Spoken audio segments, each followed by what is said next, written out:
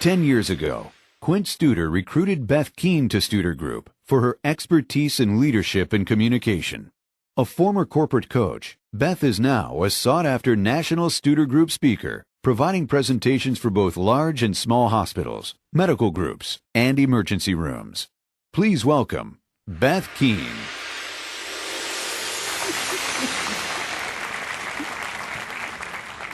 Thank you. I am delighted to be here for two reasons. One of them is you are truly what's right in healthcare. And the other is I had a bout with cancer in 2009, and my legacies from that are white hair and a lot of gratitude for every day. So I'm very, very glad we could share this day. I want to talk a little bit about spinach in your teeth. And the takeaways from my 10 minutes will be that coaching is caring. We often equate coaching with criticism. We hear the word feedback and we think criticism. And that templates make it easier to coach, to deliver hard messages, and also to thank each and every one of you for what you do. So, how many perfect people do we have in the audience? If you sit next to one, why grab them? So we all get spinach in our teeth. In other words, we all make mistakes. We all sometimes trip, and many times it's unintentional. And I think the question is, who tells us? Somebody told me before I came onto stage that I had lipstick on my teeth.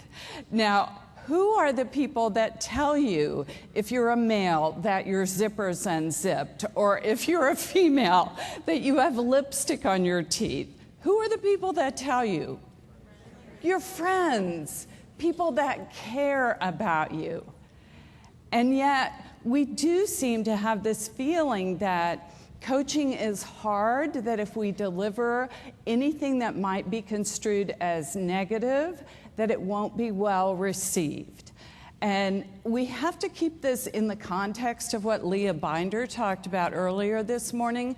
We have too many never events. We absolutely must be able to deliver messages peer-to-peer and horizontally, vertically, every single way.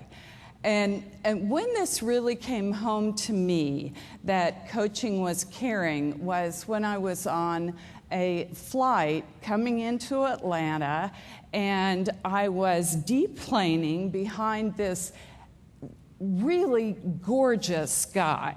I mean, just, my husband is not here, impeccably dressed.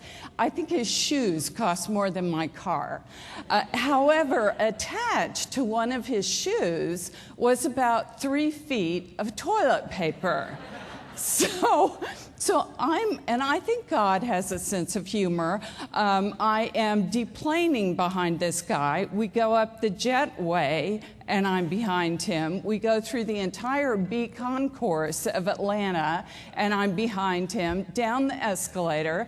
Now, do you think I ever said anything to him? Oh, thank you. I must have impressed you as a really caring person. But that's not true. I did. I'm sorry. I didn't. Now, what I did do, thank you for those of you that said yes, is I walked through the entire B concourse going,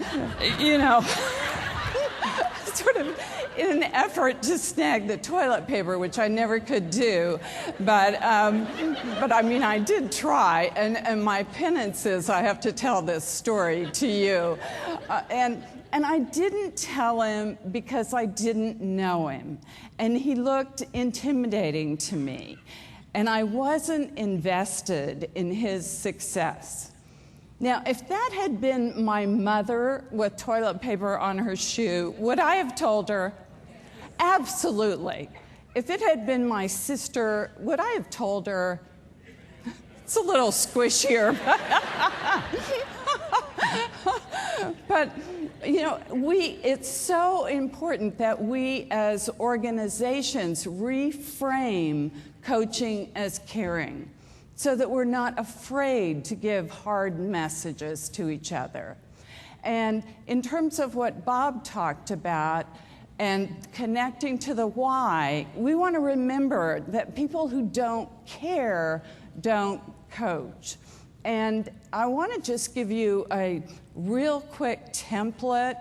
And the important piece of this template, and the way that it works, we start off with when you or when I see this happening, and you can use whatever word you want to.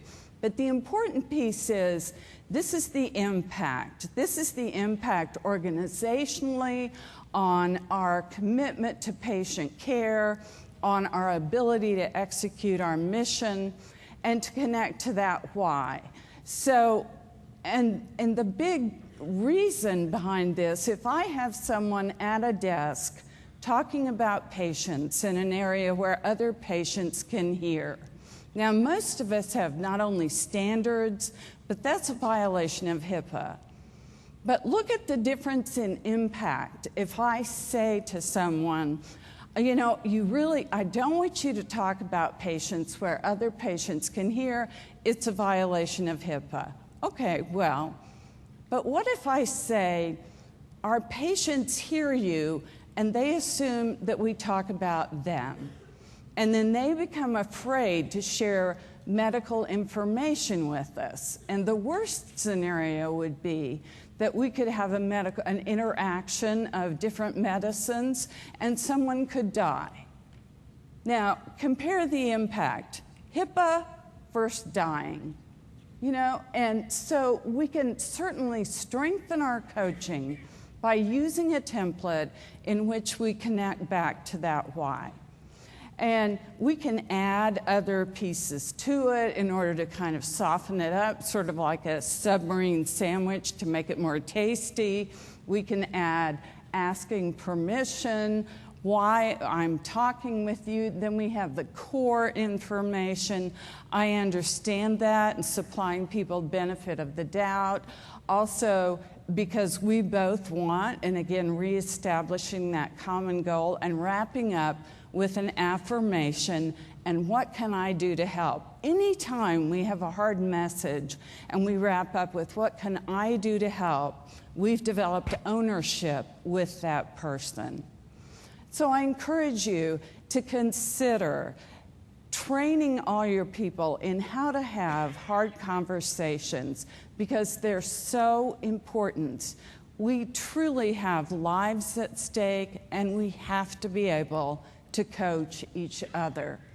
So takeaways, I hope, from these 10 minutes with you: coaching is caring, templates make it easier. These are the reason that I do what I do. And this is my thank you. These are my oldest sons, these twin babies, and the child on the left is named Tristan, the child on the right is named Harper. And these boys were born at 23 weeks and 1 day. And I can tell that many of you know how precarious that is. They weighed 1 pound and 1 ounce. So they were the size of a pound of butter package. They were born at University of Pennsylvania Hospital. The only reason they survived is there were 9 neonatologists there.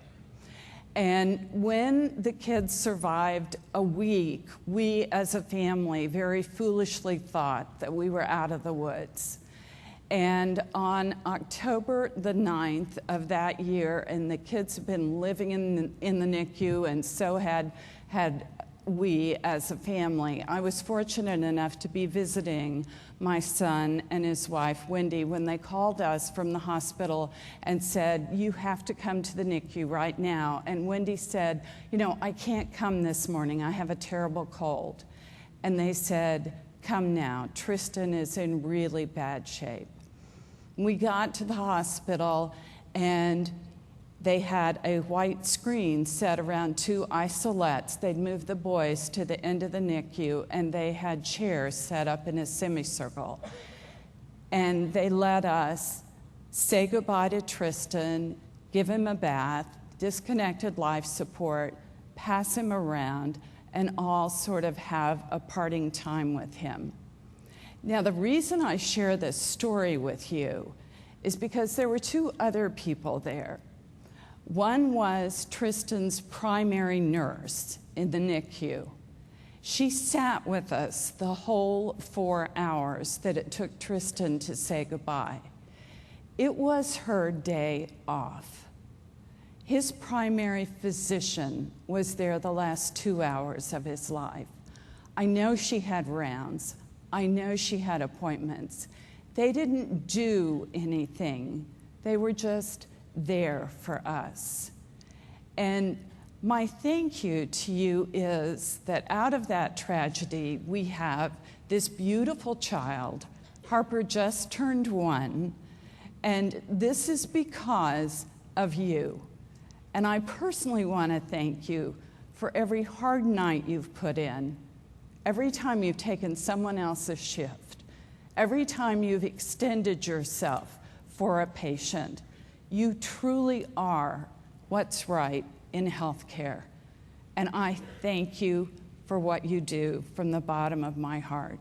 Thank you.